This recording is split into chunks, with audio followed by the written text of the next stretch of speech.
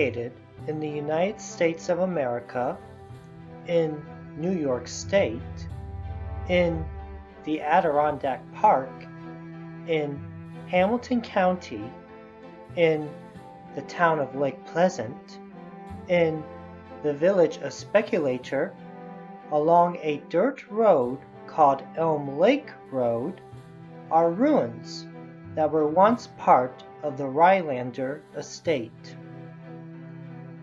This area is one of the most famous haunted places in Adirondack literature. To find these ruins, you must follow Elm Lake Road that is off of Route 8 and 30 from the four corners of Speculator. Elm Lake Road begins as a small, populated, paved road, but after a few miles, it turns into a secluded dirt road. As you travel, be cautious of log trucks and bikers, even snowmobilers. After a while, you will pass Cave Hill Road. When you do, you are almost halfway to the ruins. You will reach the top of a hill. At the top, on your right, you will see an historical marker and a place for your vehicle to park.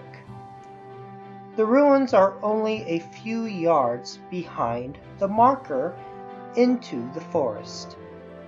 The land is owned by the Lime Adirondack Timber Company. Please be respectful of the land and the ruins. Don't take anything unless it is trash and garbage.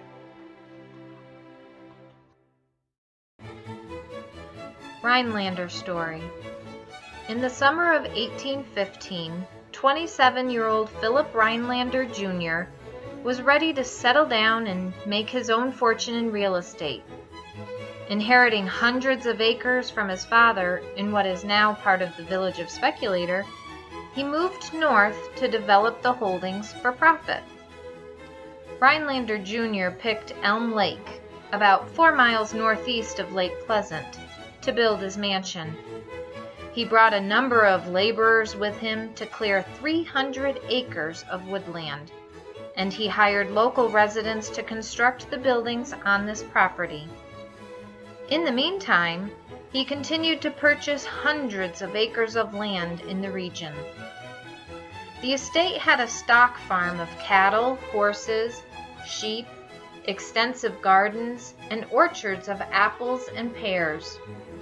The mansion was built with other buildings such as stables, a barn, a creamery, some mills, and a servant's house. The land was used to its fullest potential, as supplies were limited in this remote part of New York State. Rhinelander built a sawmill for cutting lumber, located at the Lake Pleasant outlet, Sacandaga River, and had workers produce nails on the premises to use in the mansion's construction. The Rhinelander's mansion was built on a sloping hillside overlooking Elm Lake. It was a fitting home for a land baron living on a self-sustaining estate. In the center hall, there was a dark mahogany staircase that ran the entire length of the building. The master bedrooms were considered huge for the time. In the kitchen, there was a vast elevated oven made with clay bricks that were manufactured on the property. The bricks that were made for the mansion's oven were made near the shoreline of Elm Lake. Philip's wife, servants, and later a boy slave moved into the mansion soon after it was fully built. Their young son, Philip R. Rhinelander, was born that winter in December. On April 7, 1818, Mary Rhinelander gave birth to a daughter, Mary Colden Rhinelander. Mary became ill in the following summer and died exactly 5 months after her daughter's birth on September 7, 1818, at only 22 years of age.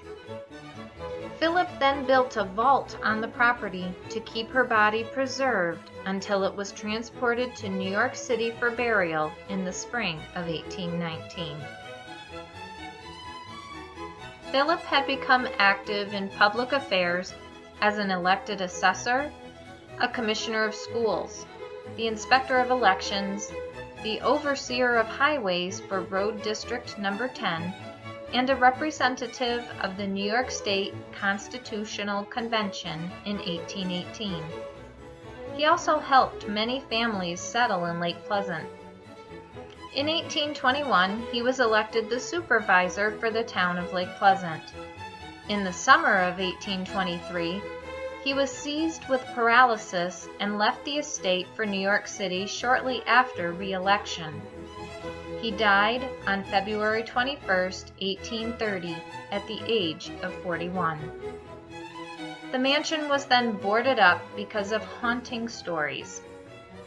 Philip Jr.'s son, Philip R. Rhinelander, died at the young age of 23 on August 11, 1839, in Vienna, Austria.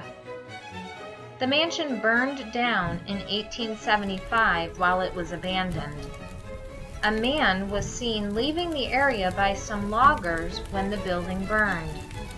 It's said he was of ill nature, but nothing was done about it. Philip Jr.'s daughter, Mary Colden Rhinelander, donated land to the local residents of Lake Pleasant for a school. She died on January 12, 1884, in Washington, D.C., at the age of 75.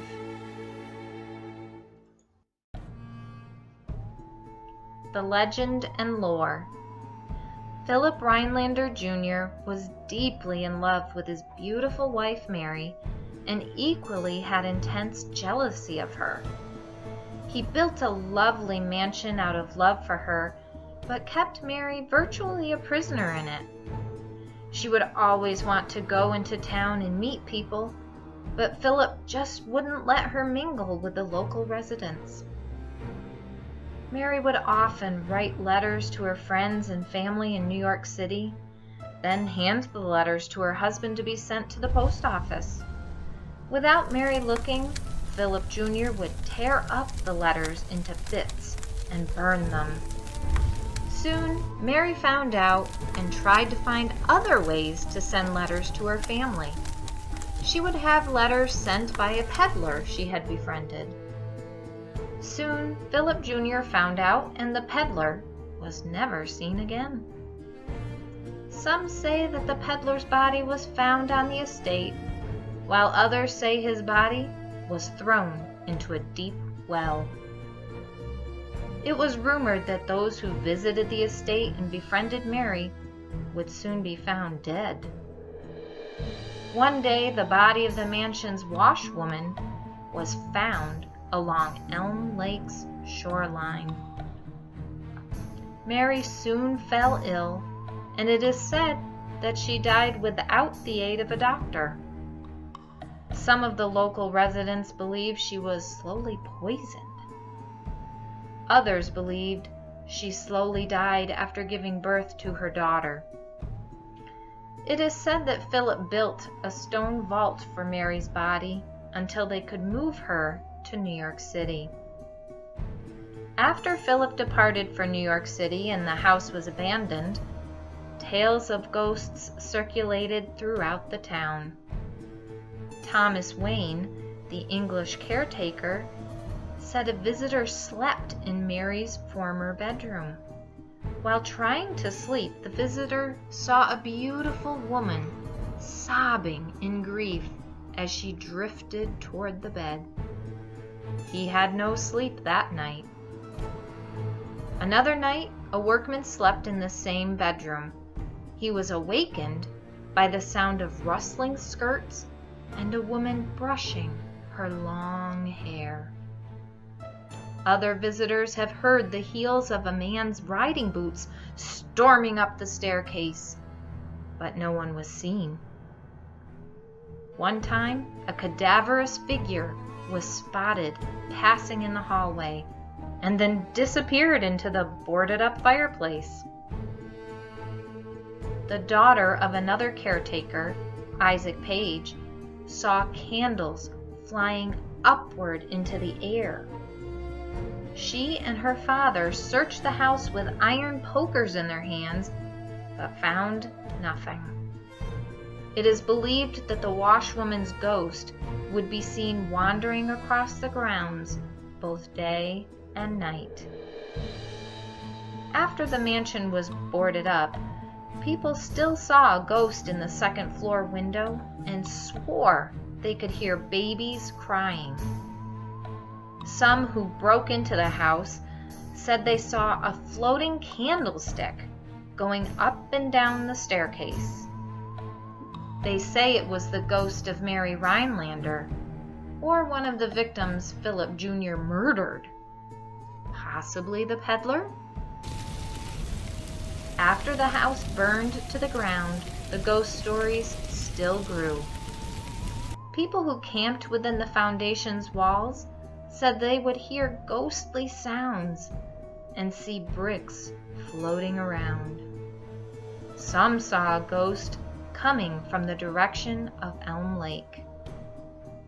Today, ghost stories have died away, but some people still say they feel uneasy when in sight of the mansion's foundation. They say a heavy, dark depression falls upon them. The feeling of loneliness and sadness exists, as if the land is asking them to stay and bring back the glory it once had, or as if the ghost of Mary is asking people to come and visit. Some have said that their trucks or snowmobiles would go dead or wouldn't start when near the ruins. Is the estate still haunted?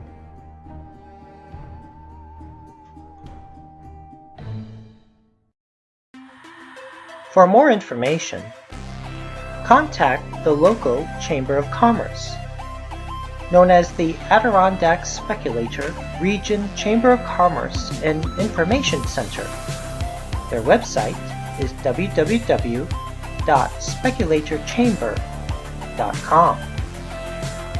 Also, for more local historical information, go on to the website adirondackexperience.com, or look for information on our local historians by checking out the Historical Society website lakespec.wordpress.com.